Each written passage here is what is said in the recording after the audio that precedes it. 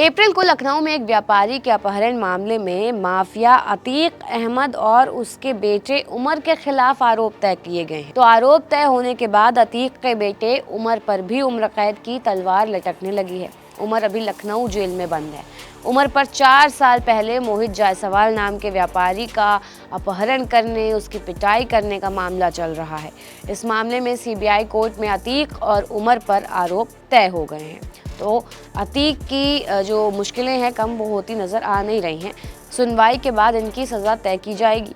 28 मार्च को अतीक को राजू पाल हत्याकांड के गवाह उमेश पाल के अपहरण मामले में उम्र कैद की सज़ा सुनाई जा चुकी है ऑलरेडी। अतीक के परिवार के लोगों पर उमेश की हत्या का केस चल रहा है। अच्छा, मामला जो है वो 2018 में व्यापारी के अपहरण और पिटाई का है। इसे हम इलैबोरेटेड फॉर्म में आपको बताते हैं। अतीक और उमर के खिलाफ दर्ज 164A मामले में रंगदारी वसूलने के लिए अपहरण करने का आरोप है।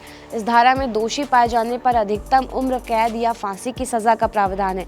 दोनों का जुर्म साबित हो जाने पर अतीक के साथ उसके बेटे पर भी उम्र कैद की तलवार जो है वो लटक रही है। अतीक पहले से ही उम्र कैद की सज़ा काट रहा है। मीडिया रिपोर्ट्स की माने तो अतीक अहमद फारूक और उमर अहमद पर धारा 147, 149, 329, 364A, 386, 394, 411, 420, 467, 468, 471, 506, 120B के तहत आरोप तय हुए हैं। धारा 364A में भी आरोप तय किए गए हैं। इसमें तो मृत्युदंड की सजा का भी प्रावधान है। अगली सुनवाई 21 अप्रैल को होगी। बाकी आरोपियों पर भी कोर्ट ने आरोप तय किए हैं। क्या हुआ था कि 29 दिसंबर 2018 को लखनऊ में मोहित जायसवाल नाम का एक व्यापारी का अपहरण हो गया। अतीक के बेटे उमर पर मोहित का अपहरण का आरोप था। कहा जाता है कि उमर मोहित जायसवाल को अगवा कर देवरिया जेल में ले गया। उस दौरान देवरिया जेल में ही अतीक अहमद भी बंद था। जेल में अतीक ने मोहित जायसवाल की पिटाई की और फिर उससे फिरौती मांगी। ये भी आरोप है कि उसने पीड़ित व्यापारी की कंपनी को अपने सहयोगी के नाम ट्रांसफर करवा दिया। इसमें अतीक के बड़े बेटे उमर के साथ साथ गुफरान, फारूक और गुलाम और इरफान भी शामिल थे। देवरिया जेल में मोहित को रॉड से मारकर बेहोश किया गया। इसके बाद मोहित से 45 करोड़ की प्रॉपर्टी के कागजात पर दस्तखत करने को कहा गया। जब मोहित नहीं माना तो उसके साथ जोर ज़बरदस्ती की गई। उसकी कनपटी पर गन रख दी गई। उसको बंदूक की बट से और लोहे की रॉड से मारा। जब वो बेसुध हो गया उसके बाद उससे स्टैम्प पेपर पर ज़बरदस्ती दस्तखत करवा दिए गए। करीब 45 करोड़ की संपत्ति भी अपने नाम उसने करा ली। अतीक के गुर्गों ने उसकी SUV गाड़ी भी लूट ली। अतीक और उसके गैंग के चंगुल से छूटने के बाद मोहित ने लखनऊ में आरोपियों के खिलाफ FIR दर्ज करवा दी गई, जिसके बाद माफिया अतीक अहमद को देवरिया जेल से अहमदाबाद की साबरमती जेल भेज दिया गया। मामले की सुनवाई और पूरी घटना को लेकर विवाद बढ़ गया था। इसके चलते सरकार ने इस मामले की जांच CBI को सौंप दी। जांच एजेंसी ने साल 2019 में मामले की जांच शुरू की। अब जाकर उनके खिलाफ आरोप जो हैं वो तय किए गए हैं।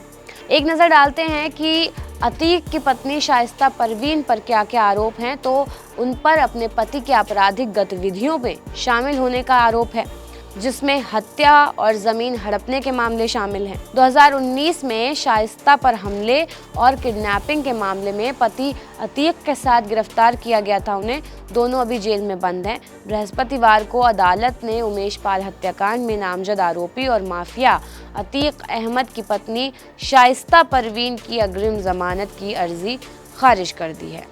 बता दें कि अहमद की पत्नी शाइस्ता ने उमेश पाल हत्या के मामले में शामिल होने के बाद मीडिया का ध्यान अपनी तरफ खींचा था। धूमनगंज के प्रयागराज पड़ोस में उमेश पाल की गोली मारकर हत्या कर दी गई थी। घटना का CCTV फुटेज जारी होने के बाद शाइस्ता परवीन को उमेश पाल के शूटर के साथ देखा गया था। रिपोर्ट्स की अगर माने तो ये फुटेज शूट आउट के 5 दिन पहले कैप्चर की गई थी। पूरे परिवार के खिलाफ अलग अलग मामले जो हैं वो दर्ज हैं। अहमद के भाई अशरफ के खिलाफ 52 मामले, पत्नी शाइस्ता परवीन के खिलाफ 3 मामले और उनके बेटों अली पर 4, उमर अहमद पर 1 मामला दर्ज है। अतीक और उसके परिवार की 11,684 करोड़ की संपत्ति जब्त कर ली गई है। फिलहाल अतीक के परिवार पर 54 मामलों की सुनवाई अलग अलग अदालतों में चल रही है। यूपी पुलिस की अगर माने तो अतीक अहमद के परिवार के सदस्यों के खिलाफ 160 से ज़्यादा आपराधिक मामले दर्ज हैं। प्रयागराज जिला प्रशासन के मुताबिक अहमद और उसके सहयोगी 751 करोड़ की संपत्ति पर जबरन कब्जा कर रहे थे।